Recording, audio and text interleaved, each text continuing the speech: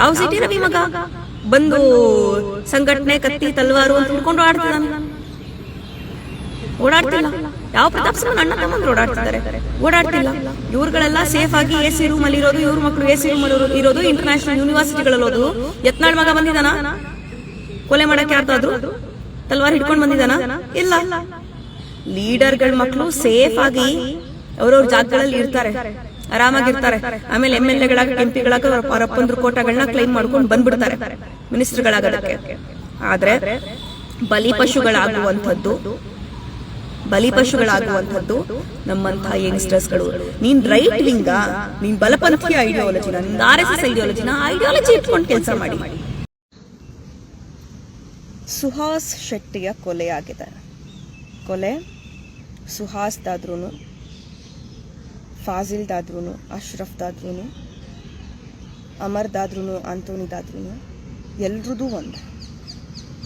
ಕೊಲೆಯನ್ನ ಸಮರ್ಥಿಸಿಕೊಳ್ಳೋದು ಅಥವಾ ಕೊಲೆಗೆ ಪ್ರಚೋದನೆಗಳನ್ನು ನೀಡೋದು ಮನುಷ್ಯತ್ವ ಇರುವವರ ಲಕ್ಷಣ ಖಂಡಿತವಾಗ್ಲೂ ಅಲ್ಲ. ಇವನು ಸುಹಾಸ್ ಶೆಟ್ಟಿ 2 ವರ್ಷದ ಹಿಂದೆ ಯಾರೋ ಫಾಜಿಲ್ ಅನ್ನುವಂಥವನ್ನ ಕೊಂದಂಥ ಏವನ್ನಂತೆ, ಕೀರ್ತಿ ಶೆಟ್ಟಿಯನ್ನ ಕೊಂದಿದ್ನಂತೆ, ಆರೋಪಿಯಂತೆ. ಜೊತೆಗೆ ಬೇರೆ ಅಟ್ರಾಸಿಟಿ ಕೇಸ್ಗಳೆಲ್ಲ ಬಿದ್ದಿದೆಯಂತೆ ಅವನ ಮೇಲೆ. ಇವೆಲ್ಲವೂ ಏನು ಆತನ ಹಿಸ್ಟ್ರಿ ಇದ್ರೂ ಕೂಡ ಅವನನ್ನ ಕೊಲ್ಲೋದು, ಕಾನೂನನ್ನ ಕೈಗೆತ್ತಿಕೊಳ್ಳೋದು ಪರಿಹಾರ ಖಂಡಿತವಾಗ್ಲೂ ಅಲ್ಲ. ನೋಡ್ತಾ ಇದ್ದೀನಿ ಮಾಧ್ಯಮಗಳಲ್ಲಿ, ಸಾಮಾಜಿಕ ಜಾಲತಾಣಗಳಲ್ಲಿ ಯಾರೋ ಒಬ್ಬ ಹುಡುಗ ಅಂತೂ ಒಂದು ವಿಡಿಯೋ ಮಾಡಿ ಹಾಕಿದ್ದಾನೆ, ರಕ್ತಕ್ಕೆ ರಕ್ತ ಹರಿಸ್ಬೇಕು ಅಂತ. ಇಡಿಯಟ್, ರಕ್ತಕ್ಕೆ ರಕ್ತ, ನೀನೇನೋ ಸ್ಟೇಟ್ಮೆಂಟ್ ಕೊಟ್ಬಿಡ್ತೀಯ. ರಕ್ತ ಹರಿದ್ರೆ ನೋವಾಗೋದು ಇಷ್ಟುದ್ದ ಇದ್ದಿದ್ದು ನಿಮ್ಮನ್ನ ಇಷ್ಟಿಷ್ಟು ದೊಡ್ಡವರನ್ನಾಗಿ ಮಾಡಿದಾರಲ್ಲ ಆ ಪೇರೆಂಟ್ಸ್ಗಳಿಗೆ, ನಿಮ್ಮ ತಂದೆ ತಾಯಿಗಳಿಗೆ. ರಾಜಕೀಯ ಪ್ರಚೋದನೆಗೊಳಗಾಗಿ ಯಾರ್ದೋ ಬೇಳೆ ಬೇಯಿಸ್ಕೊಳ್ಳೋಕೆ, ಯಾರಿಗೋ ಅಧಿಕಾರ ತಂದ್ಕೊಡೋದಕ್ಕೆ ಕೊಲೆ, ಕೆಟ್ಟ ಕೆಲಸ, ಜೈಲ್ಗೆ ಹೋಗೋದು ಇವೆಲ್ಲ ದಾರಿನ ಯಾಕೆ ಹಿಡಿಬೇಕು ಅಂತ. ಇವತ್ಯಾರು ಬಂದು, ಅದು ಹಿಂದೂಗಳಿಗೆ ಪ್ರಚೋದನೆ ಕೊಡೋರಾಗಿರ್ಲಿ ಅಥವಾ ಮುಸಲ್ಮಾನರಿಗೆ ಪ್ರಚೋದನೆ ಕೊಡುವಂತಹ ನಾಯಕರಾಗಿರ್ಲಿ, ಅವ್ರು ಯಾರು ಕೂಡ ಅವರ ಮಕ್ಕಳು ಕೊಲೆ ಆಗೋದನ್ನ ನೋಡಲ್ಲ ಅಥವಾ ಅವ್ರ ಮಕ್ಕಳಿಗೆ ಯಾರೋ ಕೊಲೆ ಮಾಡಿ ಅಂತ ಹೇಳಲ್ಲ, ಪ್ರಚೋದನೆಕಾರಿ ಕೆಲಸಗಳಿಗೆ ಬಳಸ್ಕೊಳ್ಳಲ್ಲ. ಅಟ್ಲೀಸ್ಟ್ ಸಂಘಟನೆಗಳಲ್ಲೂ ಅವ್ರ ಮಕ್ಕಳು ಇರಲ್ಲ, ಬರೀ ಅಧಿಕಾರ ತಗೊಳಕ್ ಮಾತ್ರ ಬರ್ತಾರೆ. ಇವರ ಪ್ರಚೋದನೆಗಳಿಗೆ ಒಳಗಾಗಿ ಸಾವಿಗೀಡಾಗುವಂಥದ್ದು ಮಿಡ್ಲ್ ಕ್ಲಾಸ್ ಹುಡುಗ ಹುಡುಗಿಯರು. ಇವತ್ತು ನಾವು ಯೂತ್ಸ್ ಅರ್ಥ ಮಾಡ್ಕೊಳ್ಬೇಕಾಗಿದೆ, ಇದು ನಮ್ಮ ದಾರಿ ಅಲ್ಲ. ನಮ್ಮ ದೇಶ ನಡೆದು ಬಂದಿರೋದು ಅಹಿಂಸೆಯ ಹಾದಿಯ ಮೇಲೆ, ಸತ್ಯದ ಹಾದಿಯ ಮೇಲೆ. ನಿಮ್ಗೆ ಐಡಿಯಾಲಜಿಕಲಿ ಡಿಫ್ರೆನ್ಸ್ ಇದೆಯಾ?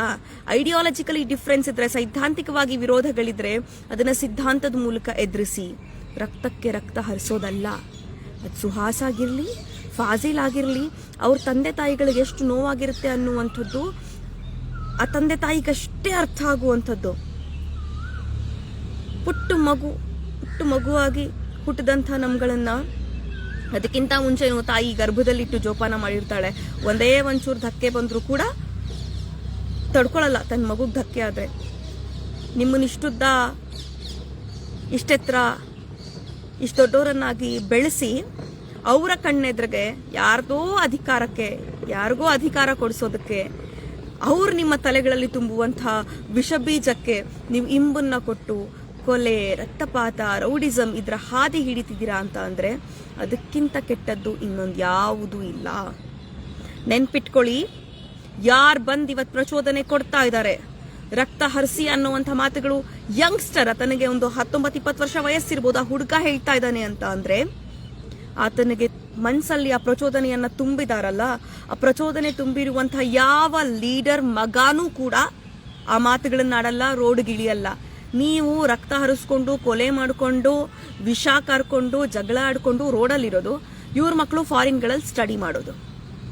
ಯಾವ ಸಿಟಿ ರವಿ ಮಗ ಬಂದು ಸಂಘಟನೆ ಕತ್ತಿ ತಲ್ವಾರು ಅಂತ ಹಿಡ್ಕೊಂಡು ಆಡ್ತಿದ್ದಾನೆ? ಓಡಾಡ್ತಿಲ್ಲ. ಯಾವ ಪ್ರತಾಪ್ ಸಿಂಹ ಅಣ್ಣ ತಮ್ಮಂದ್ರು ಓಡಾಡ್ತಿದ್ದಾರೆ? ಓಡಾಡ್ತಿಲ್ಲ. ಇವ್ರುಗಳೆಲ್ಲ ಸೇಫ್ ಆಗಿ ಎಸಿ ರೂಮ್ ಅಲ್ಲಿ ಇರೋದು, ಇವ್ರ ಮಕ್ಕಳು ಎಸಿ ರೂಮ್ ಅಲ್ಲಿ ಇರೋದು, ಇಂಟರ್ನ್ಯಾಷನಲ್ ಯೂನಿವರ್ಸಿಟಿಗಳಲ್ಲಿ ಓದು. ಯತ್ನಾಳ್ ಮಗ ಬಂದಿದಾನ ಕೊಲೆ ಮಾಡಕ್ಕೆ? ಯಾರ್ದಾದ್ರು ತಲ್ವಾರ್ ಹಿಡ್ಕೊಂಡು ಬಂದಿದಾನ? ಇಲ್ಲ. ಲೀಡರ್ಗಳ ಮಕ್ಕಳು ಸೇಫ್ ಆಗಿ ಅವ್ರವ್ರ ಜಾಗಗಳಲ್ಲಿ ಇರ್ತಾರೆ, ಆರಾಮಾಗಿರ್ತಾರೆ. ಆಮೇಲೆ MLA MP ಅವರಪ್ಪಂದ್ರ ಕೋಟಾಗಳನ್ನ ಕ್ಲೈಮ್ ಮಾಡ್ಕೊಂಡು ಬಂದ್ಬಿಡ್ತಾರೆ ಮಿನಿಸ್ಟರ್ಗಳಾಗೋದಕ್ಕೆ. ಆದರೆ ಬಲಿಪಶುಗಳಾಗುವಂಥದ್ದು ಬಲಿಪಶುಗಳಾಗುವಂಥದ್ದು ನಮ್ಮಂಥ ಯಂಗ್ಸ್ಟರ್ಸ್ಗಳು. ನೀನ್ ರೈಟ್ ವಿಂಗಾ, ನೀನ್ ಬಲಪಂಥೀಯ ಐಡಿಯಾಲಜಿನ, ನಿಂದು RSS ಐಡಿಯಾಲಜಿನ, ಐಡಿಯಾಲಜಿ ಇಟ್ಕೊಂಡು ಕೆಲಸ ಮಾಡಿ. ಆ ಐಡಿಯಾಲಜಿಯನ್ನ ಪ್ರತಿಪಾದಿಸಿ, ಐಡಿಯಾಲಜಿನ ಡಿಫೆಂಡ್ ಮಾಡ್ಕೊಳ್ಳಿ.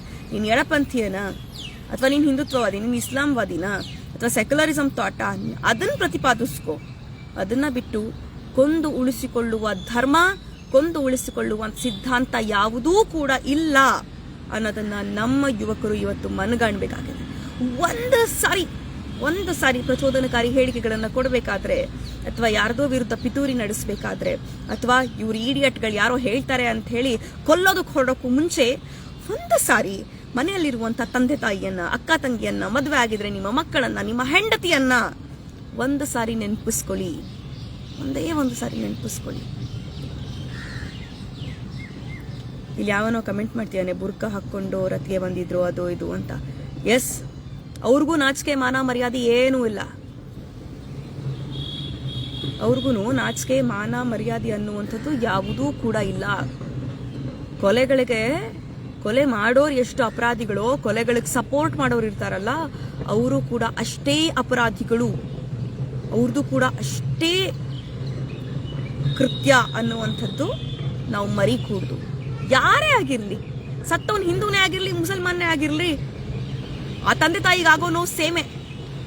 ಸುಹಾಸ್ ಶೆಟ್ಟಿ ತಂದೆಗಾಗಿರೋ ನೋವು ಅಷ್ಟೇ, ಫಾಜಿಲ್ ತಂದೆಗಾಗಿರೋ ಅಷ್ಟೇ, ನೌಷಾದ್ ಅಂತ ಮೊನ್ನೆ ಯಾರಿಗೋ ಚೂರಿ ಇರ್ದಿದ್ದಾರೆ ಅವನ್ಗಾಗಿರೋ ನೋವು ಅಷ್ಟೇ, ಇನ್ಯಾವನೋ ಒಬ್ಬ ಏನೋ ಕೂಗ್ದ ಅಂತ ಹೇಳಿ ಅವನು ಕೊಂದು ಹಾಕಿದ್ದಾರೆ, ಅವನ್ಗಾಗಿರೋ ನೋವು ಕೂಡ ಅಷ್ಟೇ, ಅವನ ತಂದೆ ತಾಯಿಗಾಗಿರೋ ನೋವು ಕೂಡ ಅಷ್ಟೇ, ಸೇಮ್. ಹಿಂದೂಗೊಬ್ಬನ ಕೊಲೆ ಆಗೋಯ್ತು, ಅವ್ರ ತಂದೆ ತಾಯಿ ಕಡಿಮೆ ನೋವಾಗುತ್ತೆ, ಒಬ್ಬ ಮುಸಲ್ಮಾನ ಸತ್ರೆ ಮಾತ್ರ ಜಾಸ್ತಿ ನೋವಾಗುತ್ತೆ ಅಂತಲ್ಲ. ಎಲ್ಲ ತಂದೆ ತಾಯಿಗಳಾಗುವ ನೋವು ಕೂಡ ಸೇಮೇನೆ. ಹಾಗಾಗಿ ನಾನು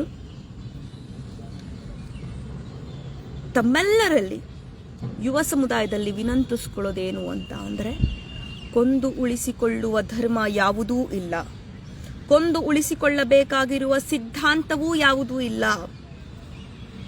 ಪ್ರೀತಿಯಿಂದ ಇರೋಣ. ನಮ್ಮ ತಂದೆ ತಾಯಿನ, ನಮ್ಮ ಕುಟುಂಬನ, ನಮ್ಮ ನಂಬಿರೋರನ್ನ ಒಂದ್ಸತಿ ನೆನಪಿಸ್ಕೊಳ್ಳೋಣ. ಆ ಸುಹಾಸ್ ಶೆಟ್ಟಿ ತಂದೆ ಹೇಳ್ತಾ ಇದ್ರು, 4 ದಿನ ಬಂದು ಹೋಗ್ತಾರೆ, ಅದಾದ ನಂತರ ನೋವು ಅನುಭವಿಸೋದು ನಾವು ಮಾತ್ರ, ನಮ್ಮ ಮಕ್ಕಳು ಹೋಗಿದ್ದಾರೆ, ನಮ್ಮ ಮಕ್ಕಳನ್ನ ನಾವು ಕಳ್ಕೊಂಡಿದ್ದೀವಿ ಅಂತ. ಅದು ಸತ್ಯ, ಅದು 100% ಸತ್ಯ. ಒಂದು ಇತಿಹಾಸ ಏನೇ ಇರಲಿ, ಆದರೆ ಕೊಂದು ಹಾಕೋದು, ಕಾನೂನನ್ನ ಕೈಗೆತ್ಕೊಳ್ಳೋದು ಸರಿಯಾದ ಕ್ರಮ ಅಲ್ಲ. ಇದನ್ನ ನಾವು ಸರಿಪಡಿಸ್ಕೊಳ್ಳದೆ ಹೋದ್ರೆ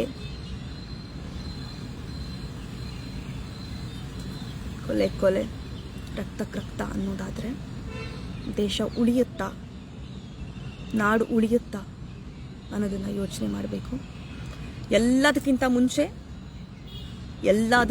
ಮುಂಚೆ ಒಂದು ಸಾರಿ ನಿಮ್ಮ ತಂದೆ ತಾಯಿಯನ್ನ ಈ ಪ್ರಚೋದನೆಗೊಳಗಾಕುವ ಮುಂಚೆ, ಅದು ಹಿಂದೂ ಪ್ರಚೋದನೆ ಆಗಿರಲಿ ಅಥವಾ ಮುಸಲ್ಮಾನ್ ನಾಯಕರು ಮಾಡೋ ಪ್ರಚೋದನೆ ಆಗಿರಲಿ, ಆ ಪ್ರಚೋದನೆಗೆ ಒಳಗಾಗೋಕ್ಕೂ ಮುಂಚೆ ನಿಮ್ಗೊಂದು ಕುಟುಂಬ ಇದೆ, ನಿಮ್ಮ ತಂದೆ ತಾಯಿ ಇದ್ದಾರೆ, ನಿಮ್ಗೆ ಅಕಸ್ಮಾತ್ ಏನಾದ್ರೂ ಆದ್ರೆ, ಅಥವಾ ನೀವೇನಾದ್ರೂ ಕೆಟ್ಟ ಕೃತ್ಯ ಮಾಡಿ ಅದು ವಾಪಸ್ ನಿಮ್ಗೆ ರಿಟರ್ನ್ ಬ್ಯಾಕ್ಸ್ ಅಂತ ಆದ್ರೆ, ಅತಿ ಹೆಚ್ಚು ನೋವು ಪಡೋದು ನಿಮ್ಮ ಫ್ಯಾಮಿಲಿ ಅನ್ನೋದನ್ನ ಮರಿಬೇಡಿ.